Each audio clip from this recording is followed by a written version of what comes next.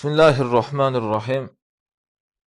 Ibnul Javziy rahimahullohning Soydul Xotir kitoblaridan bugun sanamiz 19-dekabr 2019-yil.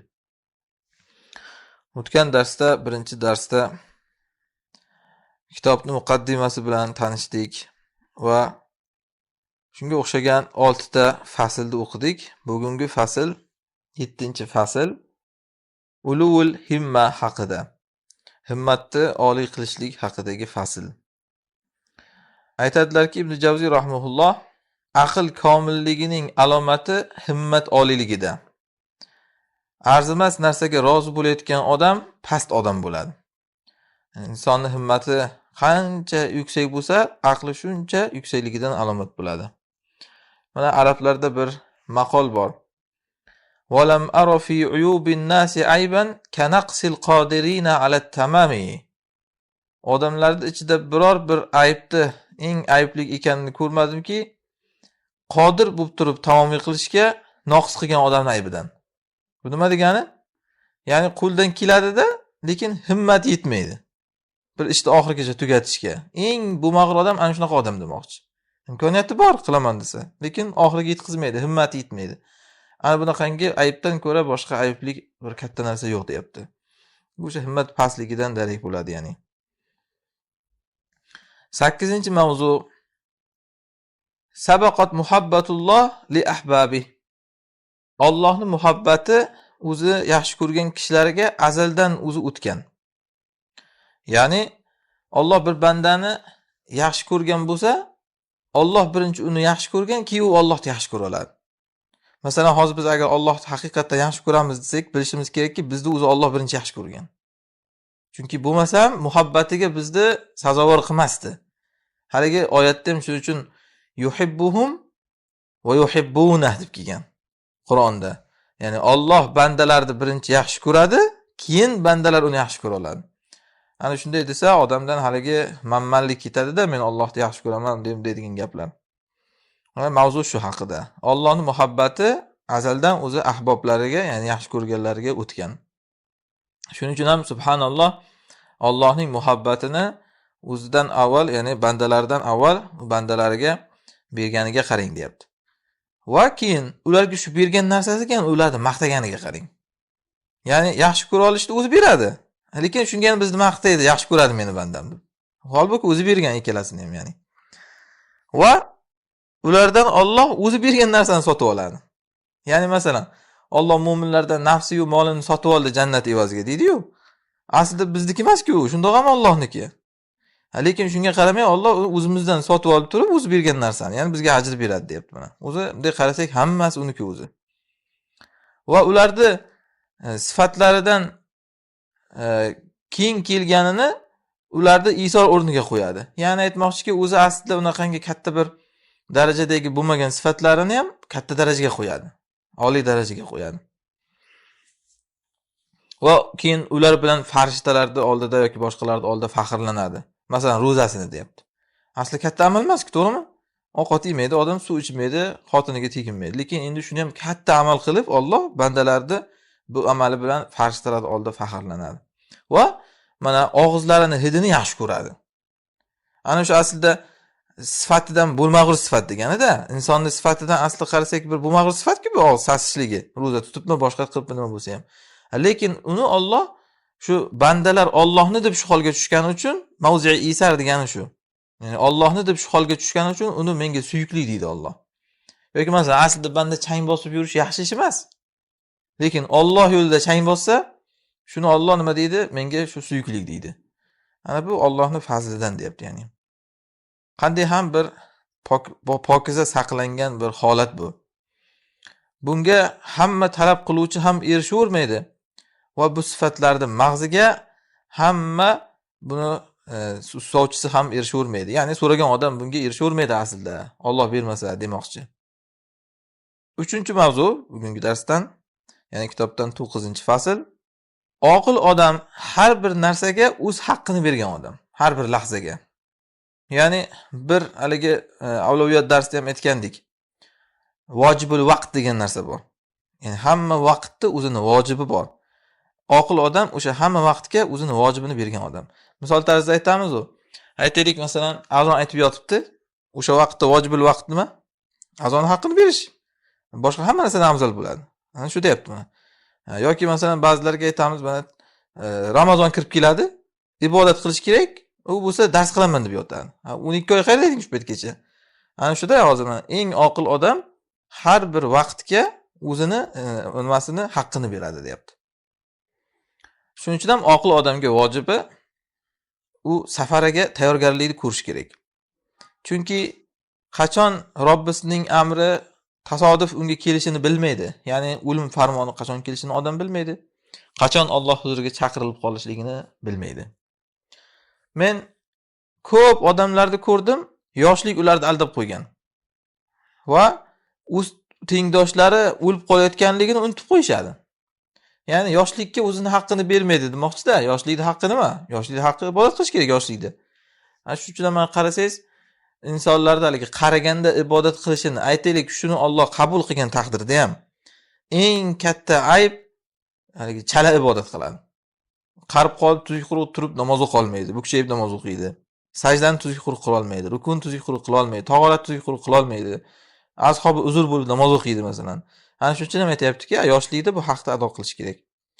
Lekin yoshlar o'zining tengdoshlari qanchasi o'tib ketayotganini unutadi. Va orzu-havaslar uzoqligi, uzun orzu-havaslar ularni chalg'itadi. Gohida o'zicha toza olimman degan odam o'ziga aytadiki, men bugun ilm bilan shug'ullanib turay deydi-da, ertaga amal qilaman deb amalni ertaga qo'yadi, deyapti. Bu ham bitta aldanish. Keyin zuhdda e'tiborsizlikka yo'l qo'yadi. Shu hujjat bilanki ozroq dam ham olishim kerak-ku deb. Masalan, nafsimga endi berishim kerak-ku deb ba'zilar zuhdda e'tiborsizlikka yo'l qo'yadi. Va Allohga umidni kechiktiradi, tavbam aniq-ku deb. Ya'ni xuddiki sotib olgandek his qiladi Allohning bir ne'matini. Allohdan aslida umid qilib turish kerak-da, uni sotib olgandek his qilmaydi odam, ya'ni. Va birovni g'iybat qilishdan yoki shu g'iybatni eshitishdan o'zini tortmaydi. Yoki shubhali kasb qilishdan o'zini tiymaydi. Har nega desa, haliga keyin taqvo qilib o'chirib olaman deb o'ylaydi. Haliga aytdik-ku, birovlarning haqqini yeydi-da, keyin sadaqa qilib tozalab olaman deb o'ylaydi. Va o'lim ehtimol unga banogoh kelib qolishini unutadi. Ehtimol haliga tozalanib olishga ham ulgurmas. Buni unutadi, deyapti. Shuning uchun ham oqil odam kim? Har bir lahzaga o'shanda o'ziga vojib bo'lgan huquqni ado qilayotgan odam oqil odam bo'ladi. Shunda bu odamga o'lim kelib qolsa ham o'limga tayyor holda ko'riladi. Va agar orzusiga yetsa, yanada yaxshiroq ziyoda bo'ladi yaxshiligi. Ya'ni amalni qilib qolsa, yanada yaxshiroq amal qilgan bo'ladi demoqchi. Xullas maqsad mana har bir lahzaga o'zini haqqini ado qilinishligi kerak. 10-mavzu. Qachon bir jazolangan odamni ko'rsang, bilginki u gunohi uchun. Istisnosiz bu narsa. Ya'ni haligi garchi inson o'zini avliyo deb o'ylasa ham, menga Allohning imtihoni kelyapti deb o'ylamasin. Bilsinki, gunoh uchun keladi, o'sha imtihon ham, ya'ni. Mana Javziy aytadilar, menga bir fikr keldi. Bu olamda bo'layotgan ko'p musibatlar haqida o'ylay boshladim. Qattiq musibatlar kelyapti. Katta balolar kelyapti. Bu nihoyatda og'ir qarasak, musibatlar. Shunda subhanalloh deyman. Axir Alloh akromul akromin emasmi? Nimaga bunchalik katta musibat beradi? Ya'ni o'zini bandasiman deganga. Ya'ni Allohning bandasiman deganga. Va akromul akromin ekani, karam xislati, kechirib yuborishligi keltirib chiqarish kerak-ku aslida. To'g'rimi? Qancha xato qilsa ham. Nimaga bunaqangi jazo? Bunaqa qattiq jazo. Ana shuni tafakkur qilsam, ko'rdimki, ko'p odamlarda borligi yo'qligidek, deyapti. Keyin Allohning balosi keladi-da. Ya'ni amal qilmaydi demoqchi, borligi yo'qligidek. Va Allohning yolg'izlik dalillarini ular ko'zdan kechirmaydi, ya'ni tafakkuri yo'q. O'likdek yashaydi hayotda demoqchi. Va Allohning amriga, qaytarig'iga nazar solmaydi. Fikr qilmaydi shariatida. Balki odatga ko'ra ketaveradi, xuddi hayvonga o'xshab. Masalan, toshbaqalar tuproqni yorib chiqib birdan nima qiladi? Suvga qarab chopadi-yu. Odamlar ham shunaqa bo'lib qolganda, hayvonga o'xshab yashaydi, yuguradi, ish qiladi. Odatga ko'ra yashaydi, hayotda tafakkur qilmaydi. Agar shariat ularni maqsadiga to'g'ri kelib qolsa, yaxshi deydi, ya'ni to'g'ri kelib qoldi deb amal qiladi. Bo'lmasa deyapti, bu o'zini g'araziga qarab ketaveradi yana. Bir dinor cho'ntakka tushsa bo'ldi, boshqa hech narsaga keyin parvosiga kelmaydi deyapti. Haloldan keladimi unga dinori, haromdan keladimi unga farqi yo'q. Va ularga namoz oson bo'lib qolgan vaqtida o'qiydi. Qiyin bo'lmasa ya'ni. Agar namoz qiyin bo'lib qolsa, tark qilib ham qo'yaveradi deyapti. Ba'zilari borki, katta gunohlar bilan Allohga yuzlanadi. Va holbuki o'sha qaytariqni bilib turib shunday qiladi. Ya'ni bilmasdan emas.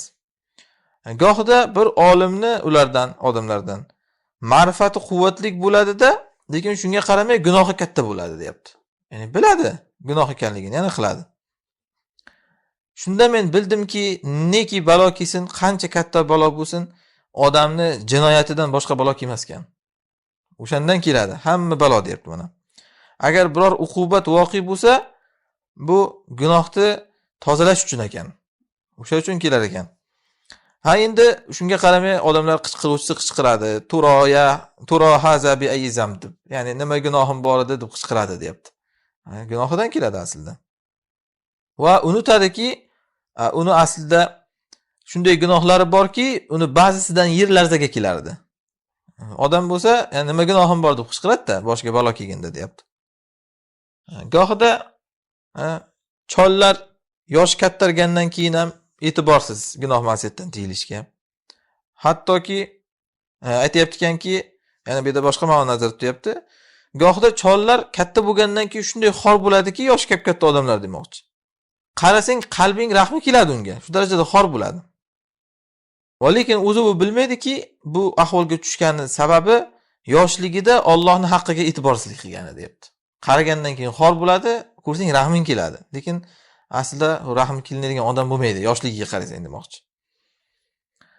Ko'pincha mana ko'chadagi bujmayib yotgan kampirlar, chollar, odam haqiqatan qarasa rahmi kelib ketadi-yu. Ana shuni aytayapti-da, aslida yoshligiga qaragan rahming kelmaydi deyapti uni. Qachon shuning uchun bir jazolangan odamni ko'rsangki, u gunohkor deyapti. Endi yana aytamiz, asli Alloh akromul akramin. Bitta gunoh bilan ham qilavermaydi. U demak botib qolgan u gunohga. Bo'lsam hamma gunohkor aslida. Hammani jazolash kerak, unday emas. Haligi oyatda aytgandek, "Va ya'fu an kaseer" degan. Ko'pini hali Alloh afv etib yuboradi. Shunga qaramay, endi jazoga tushgan odam xuddiki haligi unda baloga tushish ehtimoli kattarib ketgan degani-da. Masalan, bir qopni ichiga bitta narsani tashab keyin uni boshqa juzlaridan 100 tani tashab aylantirsak, unga chiqib qolish ehtimoli kamku. Endi qachon u ko'paysa, shunchalik ehtimol ko'payadi. Baloga giribdor bo'lish ham xuddi shunday. Qancha gunoh ko'paysa, baloga giribdor bo'lish ehtimoli ham ko'payadi. 11-mavzu hasadni kelib chiqishligi dunyo muhabbatidan. Kimga hasad qilishdan qat'iy nazar. Masalan, ilmiga hasad qilamiz, moliga hasad, bolasigami, nimaga hasad qilsa ham o'sha dunyodan u. Dunyoni muhabbatidan kelib chiqadi. Aytadilarki, men ulamolar o'rtasida hasadni tadabbur qildim deydilar. Ta'ammul qildim. Bu bor narsa, ulamolar o'rtasida ham hasad bo'ladi. Ko'rdimki, dunyoni muhabbatidan kelib chiqadi bu.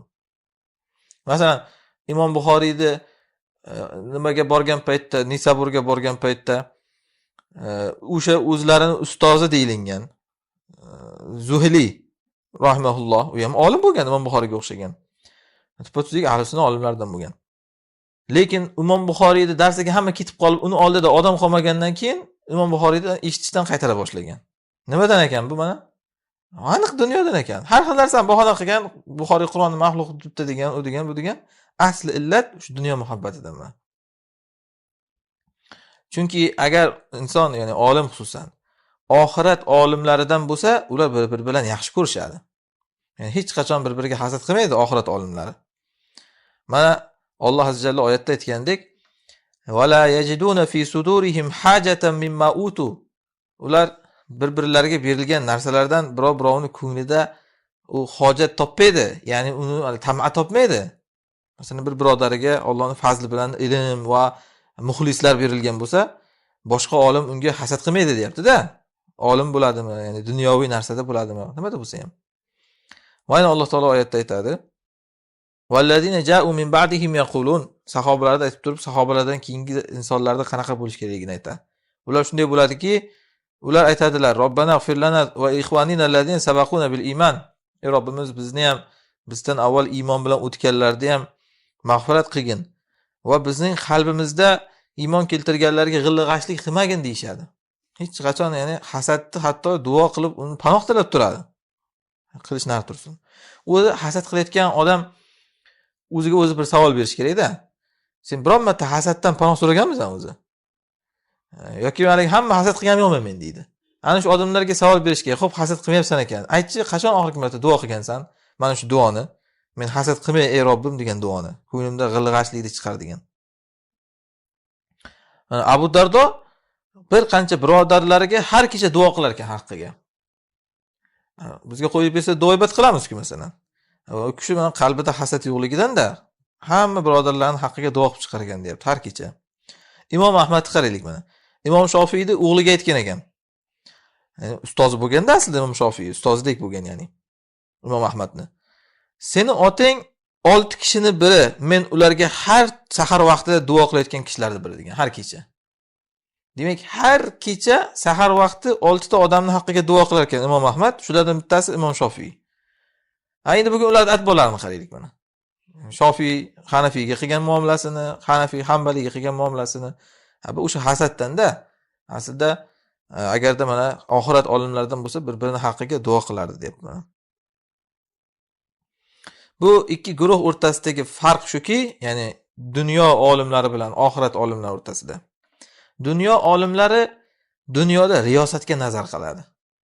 Ya'ni katta bo'lish, hammaning og'zida nomi yurish va jamoati ko'payishini yaxshi ko'radi, unga maqtovlar ko'payishini yaxshi ko'radi. Haligi maqtovlar qachon boshqaga o'tib ketaversa, jamoat boshqada ko'payaversa, kuyib ketaveradi. Buni alomati aytayapmiz-ku mana. Undan boshqa muammo qolmaganmi masalan? Odamlar jahannamga ketyapti, u aytayapmiz, haligacha o'sha salafiylik, vahobiylik, moturudiylik deb janjal qilib yotadi. Odamlar jahannamga qarab ketyapti bu yerda. Agar haqiqatda ixlos bo'lganda, u jahannamga ketayotganlarni ogohlantirgan bo'lardi-da. Va oxirat ulamolari bo'lsa, bu narsadan bu dunyoni afzal ko'rishdan ular yiroqda. Ular balki qo'rqardilar bundan. Va bu dunyoga mubtalo bo'lganga rahmlari kelardi, deyapti. Bechora dunyoga mubtalo bo'lib qopti deb. Mana Ibrohim an-Naxoi suyanib o'tirmagan ekan. Bu nima degani? Ya'ni birinchidan o'sha shu darajada zohidligidan ustimga suyanib o'tirmagan, deyapti. Ya'ni suyanadigan narsasi yo'q bo'lgan degani, yostig'i yo'q bo'lgan, bir kreslosi yo'q bo'lgan degani. Va Alqama bo'lsa, Naxoiyning ustozi bu. Aytgan ekanlarki, meni qadamimdan odamlar ergashib yurishligini yoqtirmayman. Alqama deb aytilishini yoqtirmayman degan. Bu nima degani?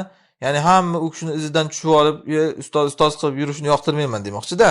Alqama deb gapirilishini yoqtirmayman. Endi u ismi hattoki. Bu ismda hali bir ujub yo'q. Hozir aytayapmiz, o'ziga xilma-xil istilohlarni qo'yib olib, haligi o'zini ham keyin rasmini qo'yib olib, shunday xuddigan qilib, ochiq ujub bu narsa. Insonni haligi dunyoga muhabbatidan dalolat qiladi. Mana ba'zi salaflar agarda u kishining oldiga 4 tadan ko'p odam o'tirib qolsa, oldidan turib ketib qolar ekan, deyapti. Ya'ni birdan qalbiga g'urur kirmasin-da, meni oldimda to'dashib qoldi odamlar deb.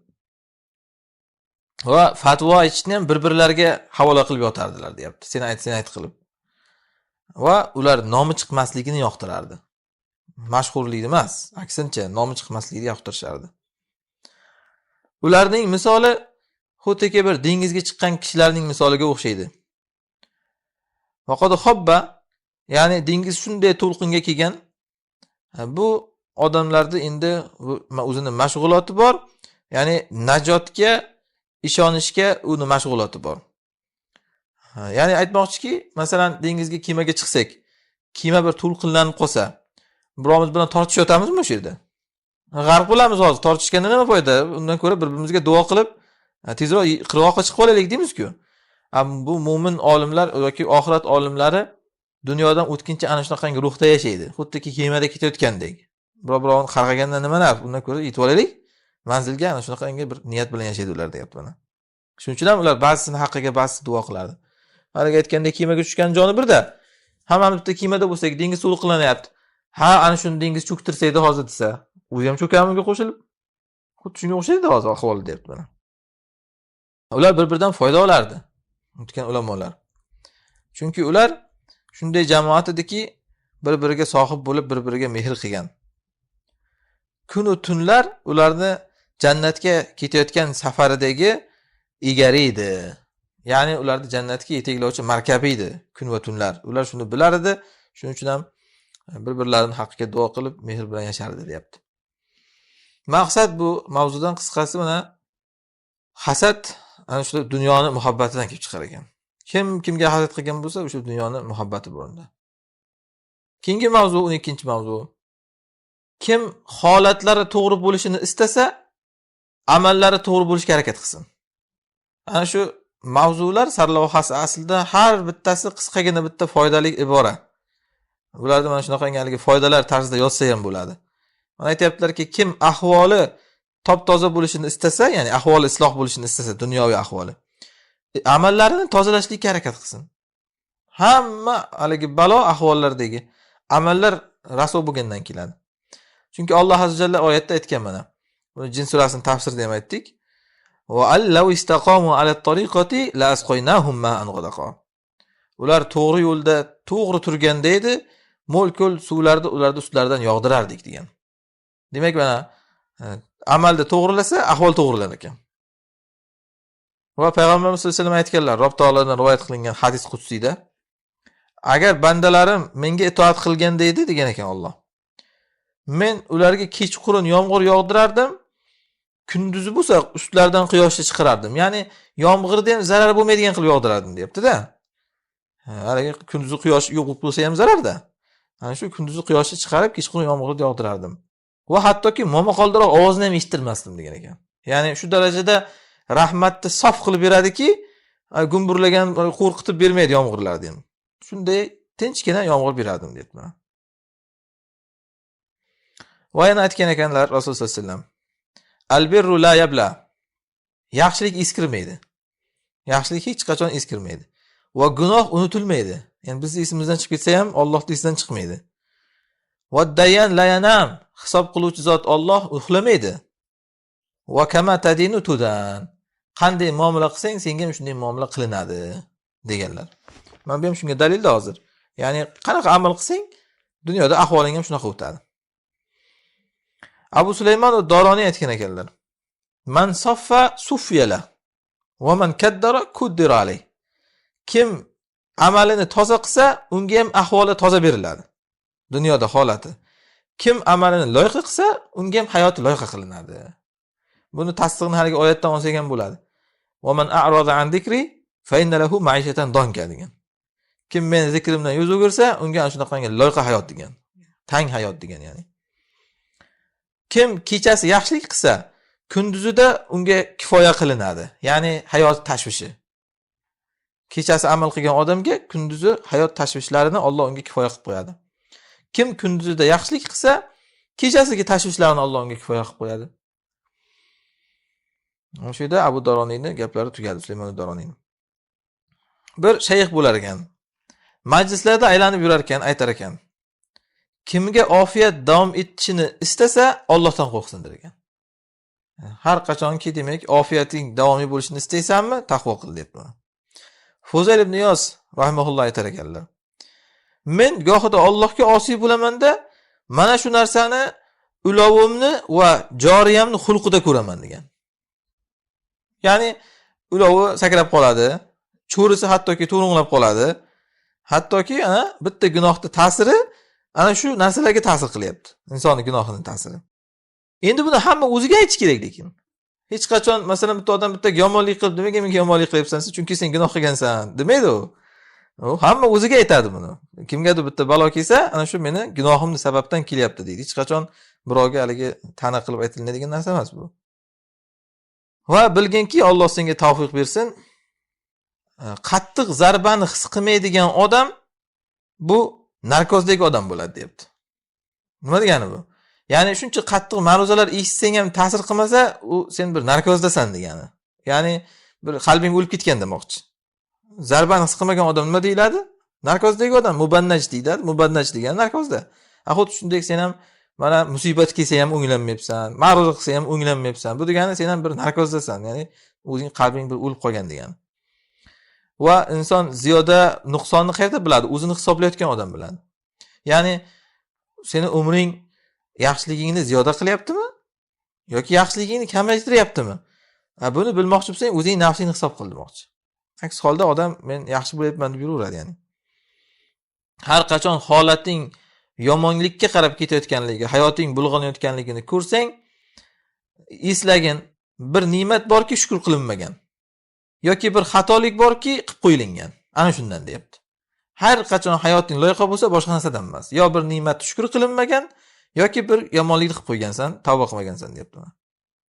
Va ne'matlarni haydovchi narsadan va uqubatlarni jalb qiluvchi narsadan saqlan. Ya'ni gunoh demoqchi bu. Gunoh ne'matlarni haydaydi, uqubatlarni chaqiradi. Va Allohning halimlik gilamini kengligiga aldanib qolma. Yastanib yotaverma. Ya'ni Allohning gilami deganda maqsad majoziy gap. Ya'ni yozib qo'yadi halimligini senga demoqchi. Lekin bitta tortadi, tagidan sug'urib oladi keyin hammasini. Gohida u tezda yopib qo'yiladi senga urab deyapti mana. Mana shu narsa hattoki mana 30 yillab odamni aldab qo'yar ekanda. Hozir podshohlarni qarasak, 30 yil podshoh bo'lib yuradi, Alloh qo'yib beradi. Halimlik gilamida yalpayib yotadi, turadi. Keyin shunday tagidan bir kunda tortib olinganda afsus qilib nadomat qilib qoladi. Xo'p, va Alloh azza va jalla aytgan: "Innalloha la yughayyiru ma biqawmin hatta yughayyiru ma bi anfusihim." Alloh biror qavmdagi narsalarni o'zgartirmaydi, to ular o'zlaridagi narsalarni o'zgartirmaguncha. Bu oyatda ikki xil tafsir qilsa bo'ladi-da. Ya'ni Alloh bir qavmga berib qo'ygan ne'matni olib qo'ymaydi, hatto ular o'zidan ko'rlik qilmaguncha. Shunday aksiga ham tafsir qilsa bo'ladi. Alloh bir qavmni baloga tushgandan keyin o'ylamaydi, ular o'zini o'ylamaguncha. Ikkala holatda ham ma'no o'zgarmaydi. Abu Ali Ruzboriy aytar ekanlar: insonni mag'rurligidan alomat, ya'ni o'zicha o'zi mahliyo bo'lib o'ziga o'zi g'ururlanib yurganligidan. Yomonlik qilib yurishida keyin Alloh unga yaxshilik qilishi deyapti. Eng yomon balolanish ana shu. Ya'ni yomonlik qilib yuribdi. Alloh unga yaxshilik qilyapti, u bo'lsa Alloh kechirib yubordi shekilli deb yuribdi. Eng katta aldanish ana shu narsa. Va tavbani tark qilyapti, o'ylayaptiki, arzimas narsalar-ku kechirib olsam kerak deb o'ylayapti. Bu yig'ilib oxir bitta bo'lib yoriladi-da. Gunoh xuddiki haligi nimaga o'xshamanda o'shani. Masalan, mana kranlarni kovlaymiz. Bir yotadi 10 yillab suv oqib, yaxshi deb o'ylaydi odam. Keyin bir bunday ozgina suv teshik chiqqan paytida qattiqroq qisib yopib qo'yay desa, farqillab sinib ketib, hamma yoqdan suv otilib ketadi-ku keyin. Gunoh ana shunaqa narsaga o'xshaydi. Tomchilab yig'ilaveradi. Odam o'ylaydiki, ha Alloh kechirib olyapti shekilli, arzimas narsa deydi. Lekin bitta muammo kelganda hammasi chiqib ketadi keyin. Balo hammasi yopirilib ketadi insonga. Xo'p, bu mavzudan xulosa mana kim holatlari o'nglanishini istasa, amallarini o'nglasin mana. Keyingi mavzu 13-mavzu. Taklif bir necha qismlarga bo'linadi. Nima degani? Ya'ni Allohni amal yuklashligi insonga. Taklif degani shu. Buni har xili bor. Men bir kun Alloh bandalarga amal yuklashligi haqida tafakkur qildim. Va qarasam, Alloh bandalarga amal yuklashi ikkiga bo'linar ekan. Uni osoni bor ekan, qiyini bor ekan. Osoni qaysi? Osoni a'zo amallari deyapti.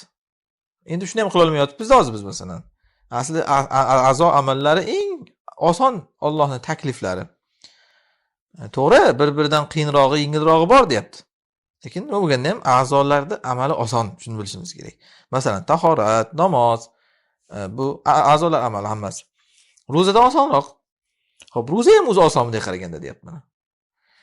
Ro'za bir odamlarda masalan zakotdan osonroq. Qizanchiqlarga zakotdan og'rishi yo'q-da. Va ularga shundoq ham yemaydi ular. Shundoq ham har kun ro'za u qizanchiqligidan. Shuning uchun ham aytayaptiki, qizanchiqlarga zakotdan ko'ra ro'za oson.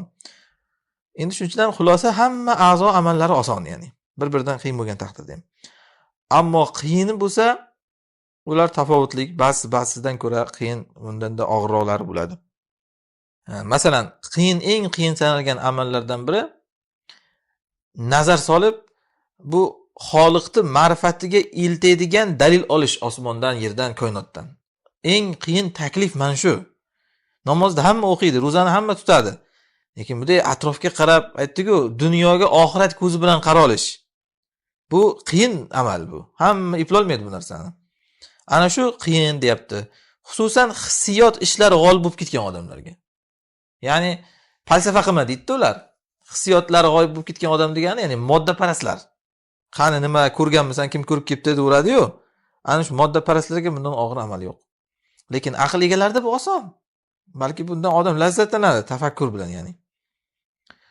Yana xuddi shunday qiyin sanalgan amallardan biri havoyi nafs g'olib bo'lib ketishi odamga. Mana bu ham qiyin. Odam namoz o'qiradi, ro'za tutadi, hattoki bu kunlik odatga aylanib qoladi odamga. Lekin havoyi nafsni yengish mana bu qiyin amal. Nafsni sindirish deyapti buni. Mana bu ham qiyin narsa. Va inson o'z tabiatini tiyishi, u tabiat nimani o'ylasa qilaverishdan. Ya'ni ishtaha nimani istasa o'sha qilaverishdan, harom xarishdan odam o'zini tiya olish ana shu qiyin. Lekin aqlli odamga shu ishlarning ortidagi savobga nazar soladigan odamga bular ham oson deyapti.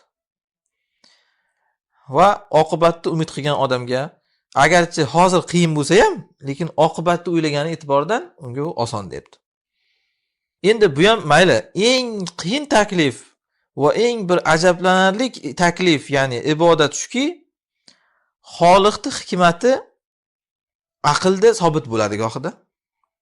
Mavzu mana shu juda ham chuqur, buni yaxshi tushunish kerak. Ya'ni aytayaptiki, eng qiyin ibodat ana shu ibodat. Aqlda Xoliqning hikmati sobit. Bu nima degani? Masalan, har qanday mu'mindan so'rasangiz, Alloh har bir ishida hikmati bormi desangiz nima deydi? Ha deydi. Ana shu nima degani? Aqlda hikmati Xoliqning sobit degani. Keyin lekin odam ko'radiki, Allohni ilm bilan mashg'ul bo'lib yurgan bitta odamni faqir qilib qo'yganini. Ana shuni aqliga sig'dira olmaydi. Yani so'rasang tan oladi, Allohning har bir ishda hikmati bor. Lekin nimaga shu Allohning dini bilan mashg'ul bo'lib yurgan odamni gohida Alloh bir muhtoj qilib qo'yadi? Axir u hammadan boy bo'lish kerak emasmidi? Bunday aql bilan qarasak. Yoki ibodatga yuzlangan odamni faqir qilib qo'yishi deyapti Alloh. Yani bu ham masalan mantiqan olib qarasak aksi bo'lish kerak edi. Kim Allohni norozi qilsa, o'shani faqir qilib qo'yish kerak edi. Bu bechora tinmay Allohni rozi qilaman deb yurgan. Nimaga bu faqir? Hatto shu darajada faqir qilib qo'yadiki, gohida faqirlik jag' tishlari bilan uni tishlab oladi. Ya'ni aytmoqchiki, juda qattiq faqirlikka tushib qoladi demoqchi. Va endi johil odamga bo'lsa, uni o'sha ozuqasini talabida unga haligi yoki bo'lmasa yuqoridagi obid yoki olimni Alloh johilga shu bir qorni to'yishi uchun uni oldida bir xor qilib qo'yadi gohida. Ya'ni bir olim odam, obid odam bir qornini to'yg'izish uchun bitta ahmoqni oldiga borib gohida yalinishga to'g'ri keladi. Ana shu taklif demoqchi, ya'ni nimaga shunday bo'ladi degan narsaga tushunib ibodat qila olish eng og'ir ibodat. Buni ibodati nima desa, bu imtihon deb tushunish. Ana o'sha eng og'ir ibodat deyapman. Gohida ko'rasizki, Alloh bir fosiqni johil bo'lsa ham deyapti, boy qilib qo'yadi, dunyo unga yog'ilib ketadi deyapti. So'ngra ko'ramizki biz Alloh bir jismlarni paydo qiladida, mustahkam qilib paydo qiladi. Ya'ni masalan insonni yaratib, bir takomil qilib yaratadida, so'ngra keyin shuni yoshligini yana o'zi buzadi Alloh. Nimaga shunday qiladi? Va uni yana sog'lig'i orqaga ketadi, boshqa bo'ladi. Va bino eng komil bo'lganda orqaga ketkizishni boshlaydi. Nima endi bu? Qarasa yana haligi xashakka aylanadi inson ham deyapti. Ya'ni chirib yo'q bo'ladi. So'ngra ko'ramiz gohida Alloh nimaga bolalarga ozor beradi? Ya'ni alam beradi. Nimaga masalan ko'ryapmiz bugungi kunda? Ya'ni mu'minlarning bolalari boshdan bomba tushib, ichak-chavog'i chiqib ketgan, boshqa bo'lgan. Ya'ni buni Alloh qilgani yo'q aslida, ya'ni bunday dunyoviy kofirlar qilyapti, lekin kim taqdir qilyapti oxir-oqibat shu alamni? Alloh taqdir qilyapti. Nimaga shunday qiladi? Hattoki har qanday tabiati bor odam rahmi kelib ketadi unga.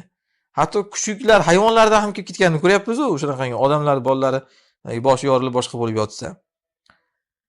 Endi so'ngra aytilinadiki, iyyaka an tashukka fi annahu arhamur rohimin deyiladi. Ya'ni shubha qilma Alloh arhamur rohimin ekanligiga deyiladi. Ya'ni bunda inson qanday jamlanadi shuni demoqchi. Ya'ni shuncha Alloh arhamur rohimin bo'lsa, nimaga bunday qilyapti? Ana shunda ibodat qila olish eng og'ir ibodat. Ana shu savolga javob bera olib ibodat qila olish. So'ngra aytayaptiki, yana Musoni Firavunga jo'natganini eshitasan, deyapti. Holbuki yana Musoga Firavunga borib aytilingan va yana keyin senga aytilinadiki, sen Firavunni Alloh adashtirgan deb e'tiqod qilasan deyiladi senga. Ya'ni bu aytmoqchiki, nima degani endi bu? Firavunni Alloh adashtirgan ekanda, unda nimaga jo'natdi Musoni unga? Shuncha to'polon nimaga kerak edi? O'zi adashtirgan bo'lsa. Va Odam alayhissalomni daraxtni yeyishligini Alloh bilgan. Va lekin shunga yana o'zi tanbeh bergan. O'zi taqdir qilgan shuni, to'g'rimi? Odamni aslida nima uchun yaratdi Alloh? Yerda yashash uchun yaratdi. Odam alayhissalomni yerda yashash uchun yaratgan bo'lsa, nimaga jannatdan mevani yeding deb chiqarib yubordi uni? O'zi men seni yer uchun chiqardim desa bo'lmasmidi? Yo'q, sen yeding uchun chiqardim deyapti. Mana odam Robbisiga osiy bo'ldi deyapti. Keyin jannatdan quvdik deydi. Aslida o'zi yer uchun yaratilgan ekan-ku. Ana shunaqa narsalarda ko'p odamlar hayratda qolib ketadi. Ana shuni ibodatini bilish eng og'ir ibodat deyapti. O'zicha haligi dahriylar ana shu tomonidan raddiya ham bermoqchi bo'ladi-da dinga. Hatto kufrga chiqib ketadi deyapti shunchadan odam mana. Ya nima degani bu? O'zi qiladi-da, keyin odamni ayblaydi. Hozir masalan Odam alayhisalom misolida ana shuni tushunsak bo'ladi. Yaqqol. O'zi odamni yer uchun yaratganman deyapti-da, yana keyin sening gunohing uchun chiqarib yubordim deyapti. Hatto ana shunday deb ba'zilar kofir bo'lib ketadi. Yolg'on deyveradi bu narsalarni. Agar ular bu narsalarda sirini taftish qilganda bilardilarki, bu ishlarga taslim bo'lish aqlning taklifi. Aql bo'ysunsin. Ana aytayaptiki, eng qiyin ibodat aql ibodati mana. Ro'zani hamma tutaveradi, namozni hamma o'qiveradi. Eng katta ibodat aqlning ibodati buki, bo'ysun, hikmati bor degan narsa. Chunki aytish oson, bo'ysunish qiyin. Yuqorida ham shuning uchun bitta chiroyli gap bilan boshladida, so'rasang hamma Alloh hikmatlik deyveradi. Lekin mana shunaqa narsalarda endi nima desangiz, rostdan ham o'ylanib qoladi odamlar. Nima deyish kerak ekan? Bilmasak ham, tamom, Alloh hakim deb taslim bo'lish kerak ekan deyapti mana. Mana bu bitta asos deyapti. Agar ana shu tushunilsa, insonga salomatlik hosil bo'ladi va taslim bo'lish hosil bo'ladi. Ya'ni o'zi bu fitnadan salomat qoladi va taslim bo'ladi Allohning hikmatiga. Allohdan so'raymiz, bizga ana shu chuqur narsalarni ochishligini deyapti. Bu adashib ketganlarda, hayratga solgan narsalarni Alloh bizga sirini ochsin. Innahu qoribun mujib. Alloh o'zi yaqin, duolarni ijobat qiluvchi zot. Xo'p, shu yerda to'xtaymiz mana. Keyingi mavzu 14-mavzu. Biror lahzani ibodatsiz zoya qilma degan mavzu inshaalloh kelasi darsda shundan davom ettiramiz. Alloh